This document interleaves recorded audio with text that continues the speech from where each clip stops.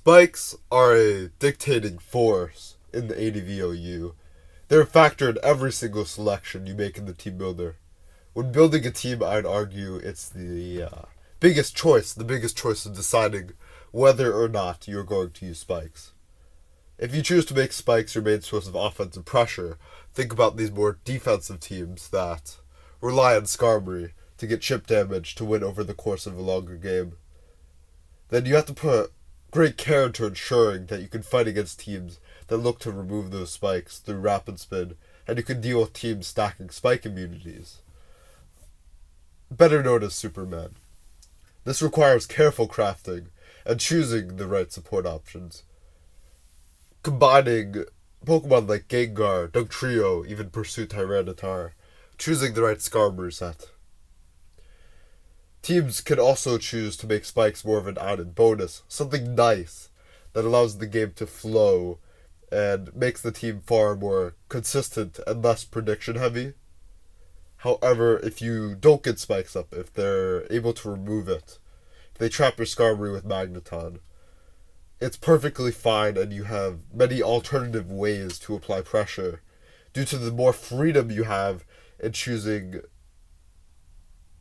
offensive Pokemon that are good on their own in the other slots, rather than choosing to dedicate those Pokemon to keeping up spikes and maybe having to deal with the defensive flaws of, let's say, Gengar, Dugtrio, and all of that. Many teams choose to go in the middle of these two. Many of the best teams rely on spikes to win certain matchups, but they structure themselves in a way in other matchups like Magdal that they're able to pull through anyways by carefully choosing Pokemon that are good into a certain matchup, into a certain team structure, rather than the meta as a whole, and tackling the meta as a whole with Skarmory. Many great teams don't use spikes at all. However, in ADV, unlike DPP and future generations, there are far less effective options offensively, and those offensive options that we do have, they're not as immediately threatening, especially because we have a smaller pool of offensive options, which leaves room in the builder for stacking checks to the offensive threats that do exist. So that means that these offensive teams, I don't want to say they're rarer, but they have to be very carefully thought through, and the synergy has to be there to be consistent.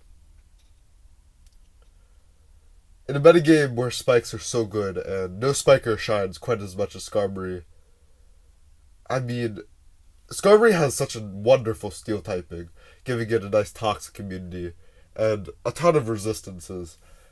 While some of those resistances are removed and weaknesses are added by the flying type, the flying type adds something special. Not just a ground immunity for Earthquake, but also a spike immunity. However, the ground immunity is also great. And in Generation 3, there are no Stealth Rocks to really punish the flying type. However, not that that necessarily matters, given Skarmory is neutral to them. But, it does, because that means that the only way to damage Skarmory is through direct damage. There's no passive damage hitting Skarmory. There's no hail. There's no Stealth Rocks. Burn does hit it, but you can avoid getting burned pretty easily, unless you get unluckily 10%ed by Fire Blast or Flamethrower. That's a lot of talking, and I haven't mentioned Forretress once, but it's important to lay out how great spikes are and how great Skarmory is. It's not rare that Forretress teams are shared and met with comments about how the team would be better with Skarmory. So, is that a symptom of bad team building? Does it speak to Forretress's fault? Maybe Forretress is bad. You can tell that I'm not going to take that position for the title. Are people just wrong in saying that Skarmory is better? All three of those are factors.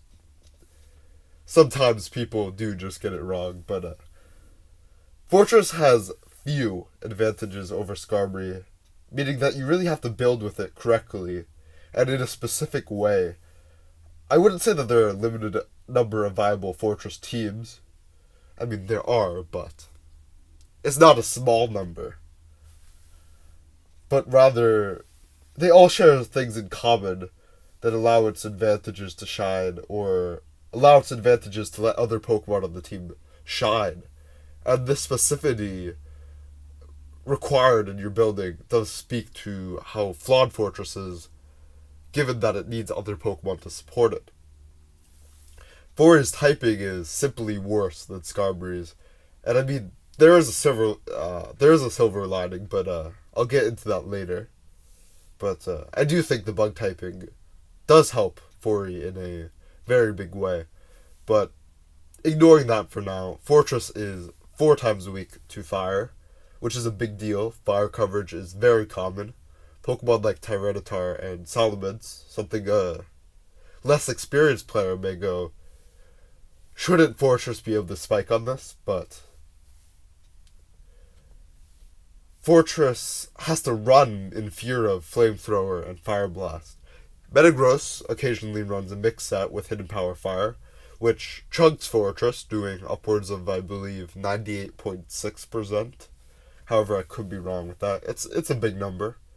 And I mean, even Blissey, while even rarer, even more detrimentally, could surprise you with a fire move and completely knock you out in one. And I mean, are you going to play around Blissey? Are you going to give up that momentum? Running all the time isn't a great solution because it allows your opponent to make progress while you're staying passive. And if your opponent has a fire type move, they won't even immediately click it always. So that's a big deal, because if you have to switch fearing the fire move, it'd be nice if you were like, okay, well now I know if they have a fire move or not, but you don't, because they're not forced to click it. And this keeps you guessing and scouting, or if you're not scouting, risking the game. Because, I mean, either you switch or you risk the entire game. Not the entire game always, but it's a really big risk to just lose Fortress, something that the team is so often built around completely. I mean, if it's your only Rapid Spinner, then there can go the game. Its type does give it an advantage against Electrics, but even Zapdos and Jolteon, though mainly Zapdos, will hit you hard anyways. And a lack of Spike's immunity is obviously a big deal. Skarmory isn't getting that passive recovery. Fortress is not getting that passive recovery that Skarmory is. And I mean, I guess I should get into talking about Rapid Spin for her. And you would think that's a blessing.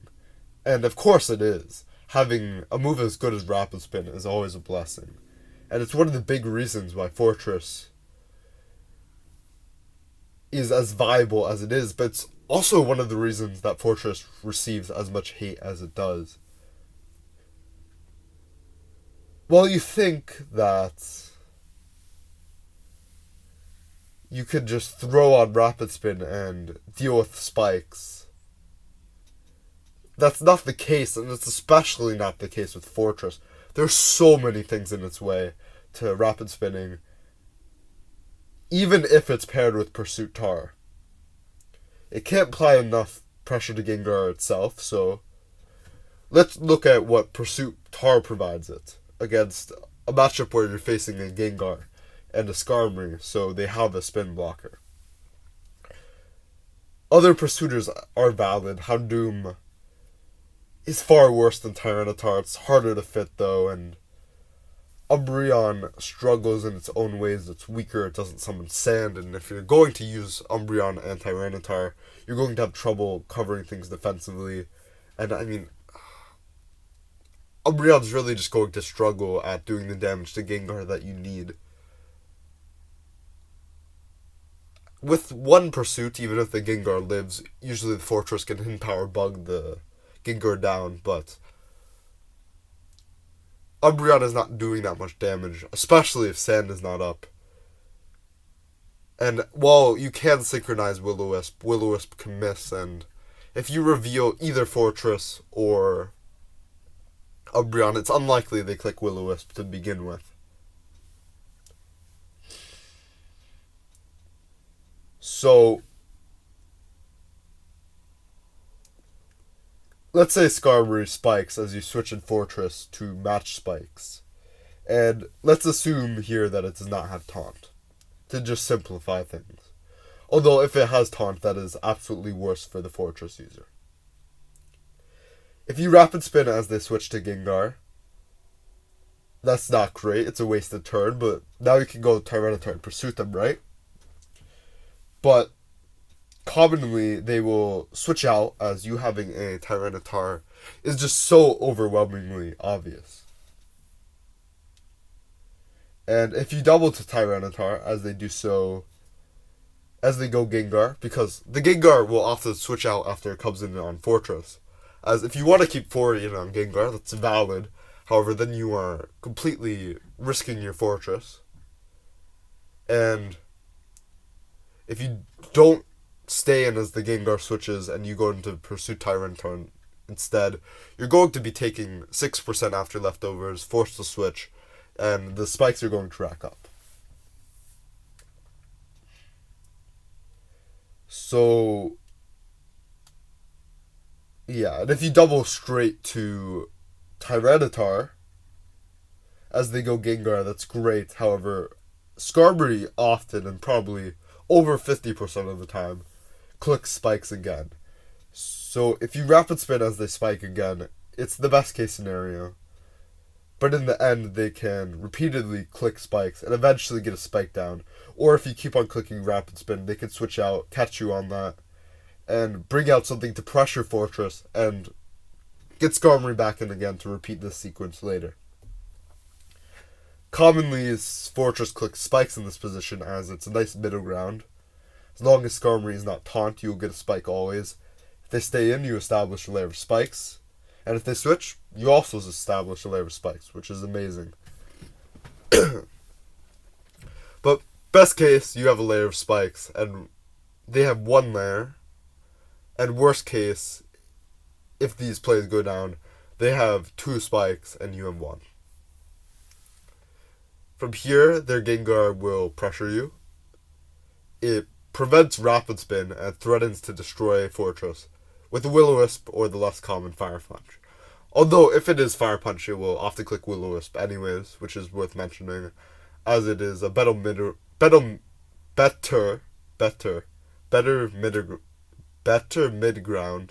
if the Forretress team lacks a Cleric. So, if the Forretress team does not have Heal Bell or Aromatherapy, then the Forretress is practically dead anyways, and Will-O-Wisp helps damage Pursuit Tyranitar, potentially to help Gengar in the long war against it, or maybe it will lose against that Pursuit Tyranitar anyways, but at least it got more damage. Although Will-O-Wisp does also miss. I should also mention, not too relevant to this point, but something worth saying, as I'd probably end up saying it later anyways. Clerics are rare on a Forretress team because the main option for a Cleric, i.e. Aromatherapy or Heal Bell, is Blissey, and Forretress would much rather have Wish than Cleric support. Okay. So that out of the way. Phasing moves and Gengar constantly apply pressure to your Pursuit Tyranitar, which is going to wear it down quickly, and if you never catch the Gengar with your Pursuit Tyranitar, by doubling it in or just switching it in as it stays in, then the spikes will stay up and the Forretress user will most likely lose because of how threatening these spikes are. And it gets worse because Gengar does occasionally run Giga Drain or Hidden Power to damage Tyranitar hard. Hypnosis and Focus Punch, commonly used together, has the potential to completely shut down your plans of Pursuit Trapping it. And Doug Trio can trap Tyranitar for Pursuit Tar and Magneton paired with Skarmory can trap the Fori, and you can't get a Rapid Spin later. And Forretress teams often cannot afford to play with Spikes Up. Sometimes, especially on teams with multiple Spikes immunities, 4 teams can play with Spikes Up on both sides, depending on the opponent's team structure, but it's matchup dependent. Dependent on that team structure, which will not always make it okay for you to play with Spikes Up. And furthermore, most teams already resilient to Spikes would rather have Skarmory because it's just generally just better. Oh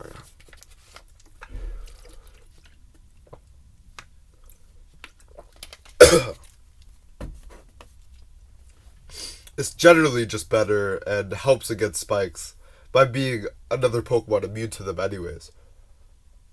That being said, some teams run Forretress to spin to help certain Pokemon like Blissey, while not ultimately needing them gone. In certain matchups, as I said before, these teams will still struggle with Spikes Up and Blissey taking those spikes often. Anyways, especially because they're more defensively oriented, which means the opponent will get more chances to abuse the Blissey taking spikes. You'll struggle to find a team with Forretress that not only would rather have Forretress over Skarmory, but that is also able to compete against bulkier teams when they get their spikes up.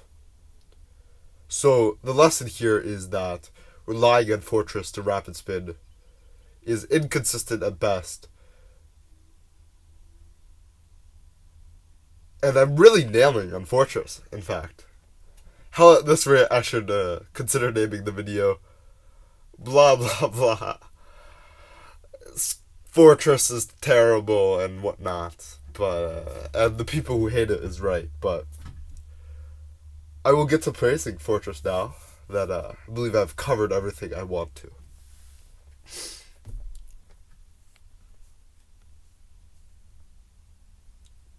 So let's just first get into the common moves that Forretress runs. Spikes are a given. Forretress isn't really good at anything else. Spin is a great move. It removes hazards. Bug is very crucial, and I'll mention why later. Earthquake is great for Metagross and OHKOing Magneton, unless it runs Bulk for it, which is uncommon, I would say. Gets great moves like Explosion.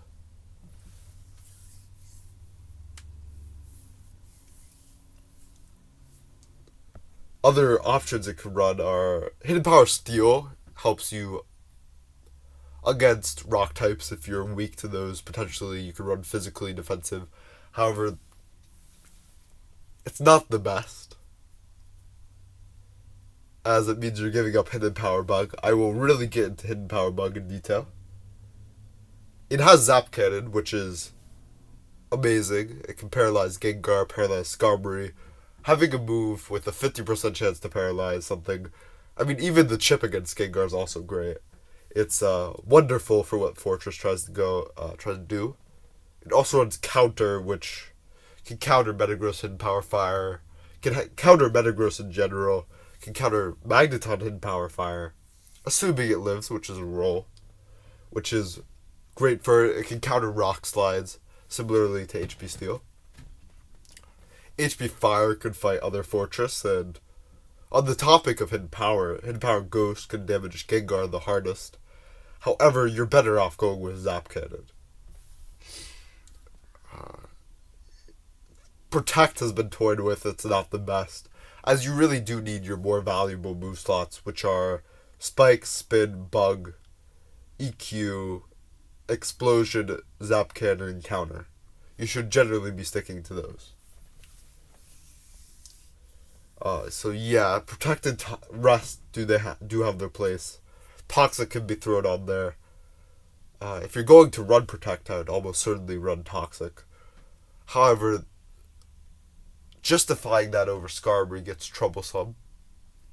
However, it can be done. However, that's so niche, and it's so niche that it's not something I should get into. It doesn't learn anything else cool. Oh, it learns Screens, which could perhaps help on offense. I do believe Fori offense is great, though I won't get too much into it here. learn Sunny Day if you wanted to weather clear. But all of that is likely not the most useful. So while Forretress does usually run Rapid Spin, I do think this set is also great, and I'll touch on to this more when I move on to a team, but suppose I should get into Hidden Power Bug. Yeah, I'll get into Hidden Power Bug before explaining this. So, with Forretress's bug typing, which is, in a way, a blessing, it's able to do a non-insignificant chunk of damage with the HP bug. And the main rapid spinners in this tier are Starmie and Claydol, who both take super effective damage from HP bug. Starmie has trouble dedicating move slots to dealing with spinners, needs Toxic to pressure recover Starmie. However, Toxic is unable to deal damage to Refresh, Claydol, and Forry. Drill Peck can damage those two, however it doesn't do damage to Starmie, while HP Bug can kill those two Psychics with one move slot. Forry versus Forry is more of a stalemate in 1v1, although it usually isn't completely a stalemate. However, it is better than Skarmory in the 1v1, which allows Forry to get up 3 layers while spinning its own, so Forretress is better into Forretress. Drill Peck and Toxic are overall better moves than HP Bug, but I'm here arguing that Forry is more independent than Skarmory in keeping up its spikes, which is really big. And Explosion has both benefits and downsides compared to Roar, but again, that's something that makes it unique to Skarmory, and something that's not always inferior. And having Earthquake, or simply just the opponent fearing that you have Earthquake, makes a big deal against Magneton. Skarmory can run both Drill Peck and Toxic, however that comes at great cost. Giving up Protect makes you worse against Starmie, as you pretty much need both Toxic and Protect to deal with it, although you can support it with Pursuit Tar, and obviously you can support Skarmory with Gengar, but again, this whole argument that I'm making is that Forretress is more independent.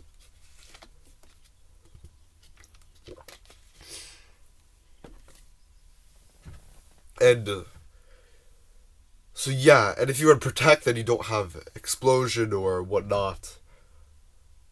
Skarmory does have to give up moves that makes it undesirable, while Forretress can have all these moves that make it great.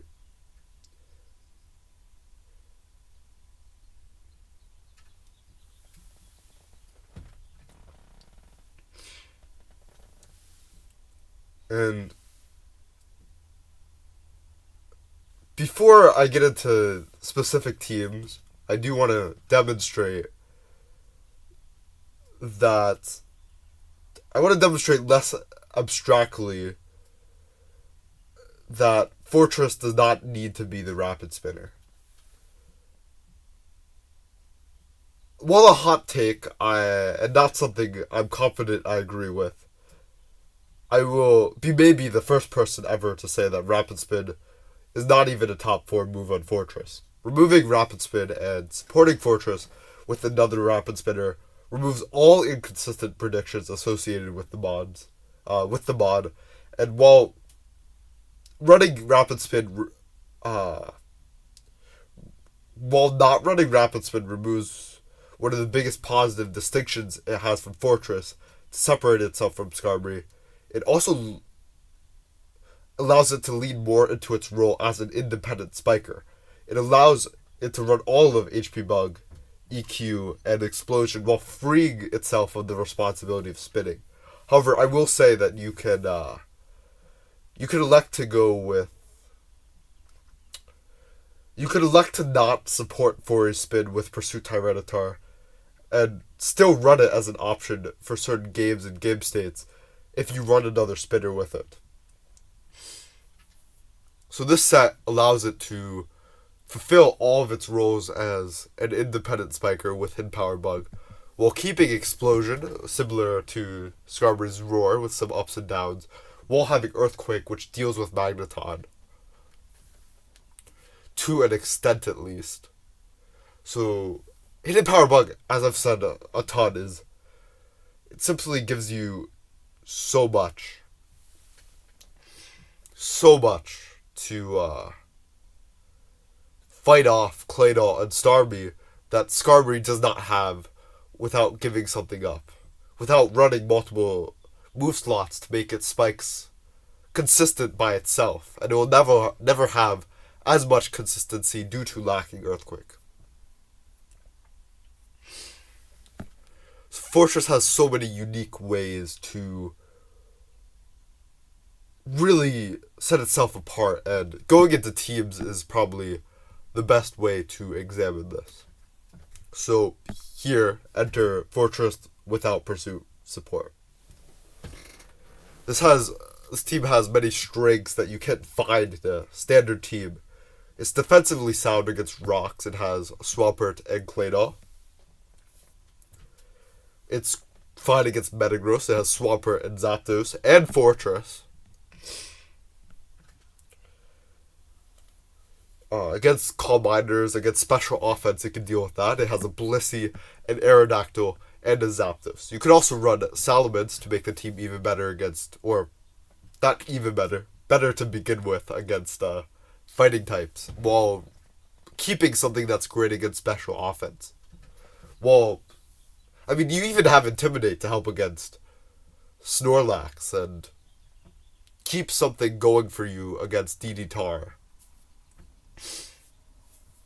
So that's overall great. You could also run a Hidden Power Bug if you want to just throw fighters to the wayside. So Fori, by being an independent spiker, by not needing Gengar, allows you to run teammates that do rely on spikes, however, are more defensively sound. However, you can create new structures that you couldn't with Skarmory. You could not make this team with a Skarmory over Forretress that simply. And to make Skarmory work here, you'd have to change it in a way that you're giving up defensive value.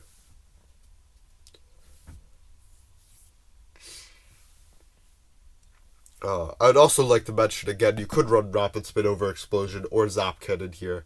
This team in particular does not need Explosion. You could also run...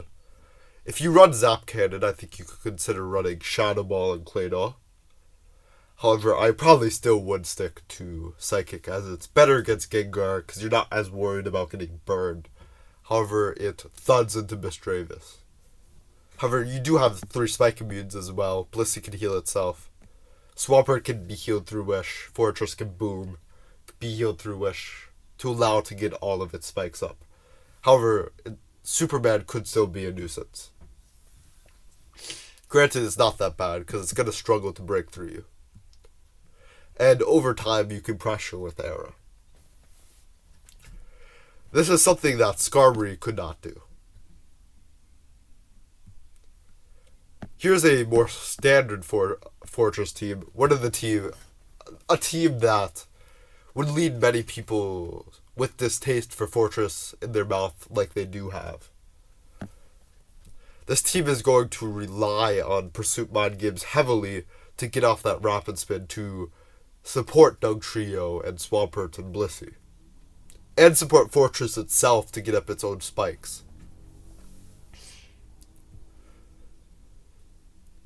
This team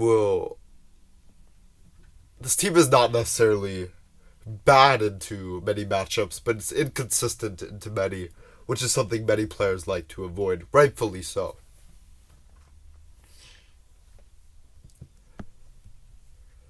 And here I made the same 6, but I made it more consistent in my eyes. I added some longevity by using aromatherapy instead. However, I suppose you would also want to rest on Forretress, but you can't afford that. So, to go more in depth into how you play this team, because I feel like that really speaks to it. This team, more so, if you need a Rapid Spin off, you absolutely need the Pursuit. You will not be avoiding that. And you do not have Wish on Blissey to be healing Forretress. Granted, granted, you could potentially slide it over that and run a seismic toss, but that comes with the issue of Solomons and perhaps Doug Trio too.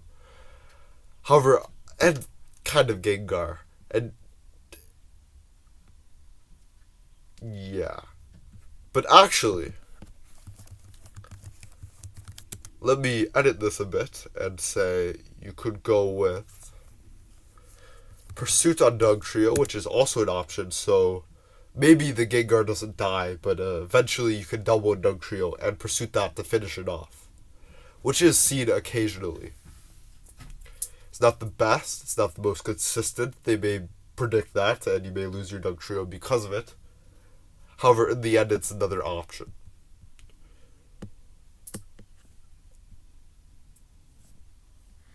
But what this team has over the other team is it's better against playing teams like Superman. This Tyranitar set is great into Superman. In fact, Superman's the only reason it has Rock Slide. And I had a more specific reason for saying that I really like this team. I don't remember exactly why. However, you can lead on Pokemon like Gengar. You could even keep Rest without having Aromatherapy on Blissey due to the Doug Trio. And you can win against fatter teams through this Gengar, through all of this. So you're able to wait longer for the Rapid Spin. So I think this is a nice updated variant. I'm pretty sure this M-Dragon sample is also old. But I'd also like to say that this version that I cooked up is not definitive, or I wouldn't even say it's... I would say it's better than the other M-Dragon version, even though I'm indecisive on the sets. However, it's not inherently superior. To look at another sample, I do not really care to go in depth, but just something worth gazing your eyes upon. Here is another standard team. This is from 2016, though, so while this combination of 6 is standard, you're not going to see this exact variant, although I haven't used it recently in tournament. And here's another idea behind Forretress before I get into what I really want to touch upon. Forretress can pair itself with Skarmory, which is another unique way to use Forretress, and this is excellent as when Magneton KOs Skarmory, or sometimes you'll be sacking Forretress first instead. All depending on if you've seen your opponent's team, but if you're leading off with Skarmory, you'd much rather lose it, as Forretress is required for spinning on this team, so you need it desperately unless you know your opponent does not have Rapid Spin. So you can Doug Trio the Magneton, and then you can keep up spikes, and especially if you're facing Magdol, you're going to absolutely wipe the floor. However, this team does come with issues. You're stacking Skarmory and Forretress, which, while they're both good defensively, they're not amazing counters. Skarmory's a great check, and Forretress is an okay check to things, but they're not going to be excellent on that front. But as briefly mentioned somewhat, when mentioning Pursuit on Doug Trio, you could also run Pursuit on Aerodactyl, which I would argue is a bit better.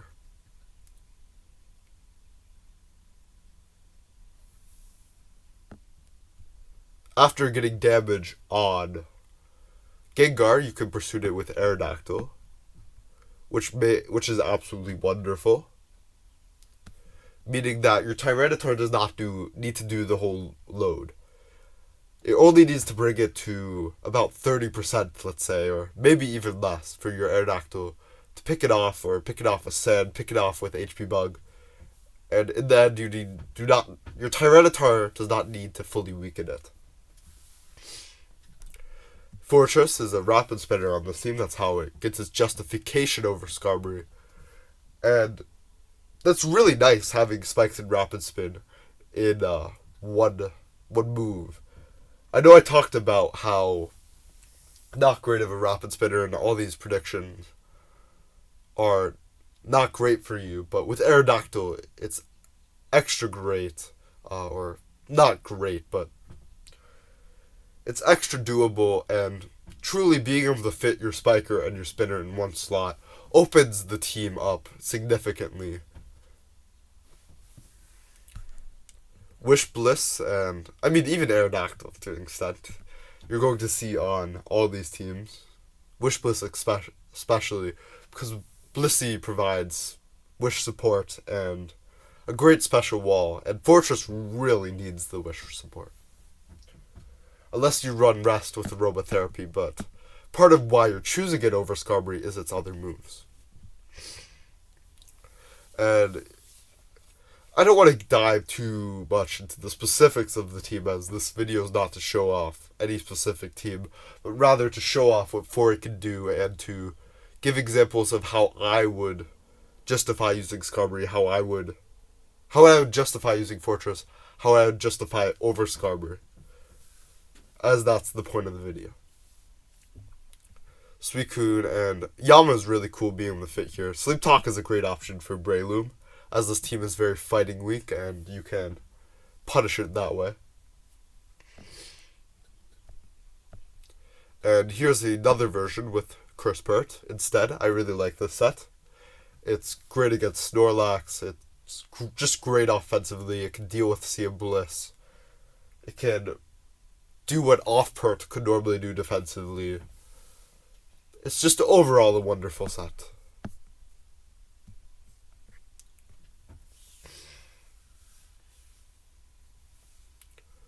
So I hope these teams really demonstrate how Forretress can get its value, can get justification of Skarmory. I hope it shows why Forretress really should be used with these unique traits, with the advantage over Skarmory setting its own spikes, allowing for unique teams like this.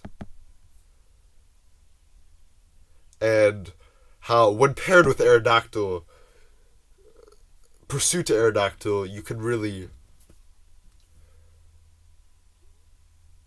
thrive in this prediction game against Gengar, because while it's still a game of predictions, you do not need as much to go in your way.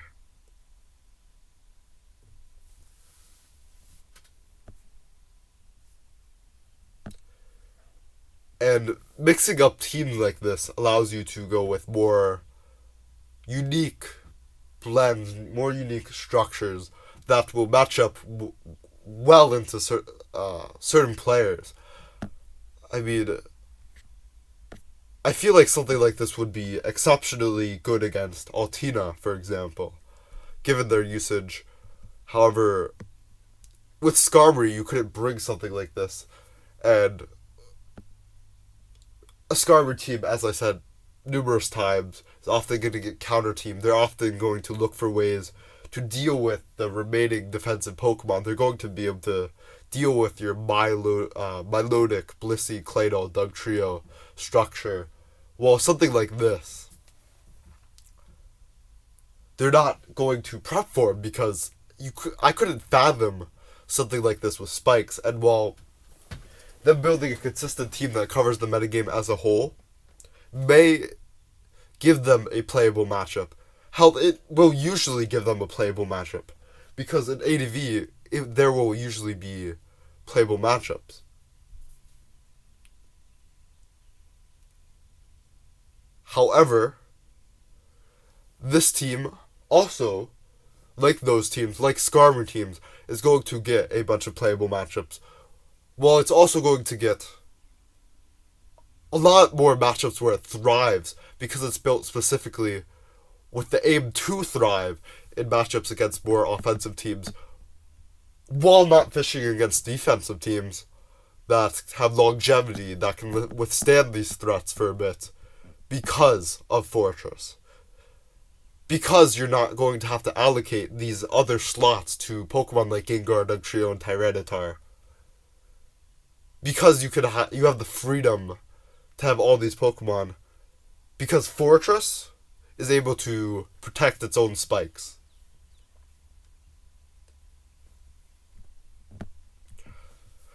So that's really all I have to say.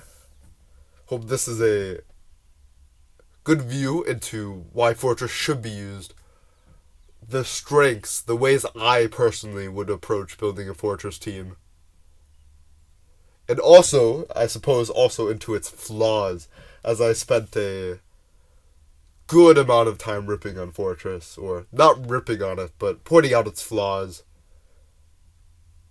to demonstrate the strengths that Skarmory has, to then show why Forretress can carve out a niche for itself with its own individual strength.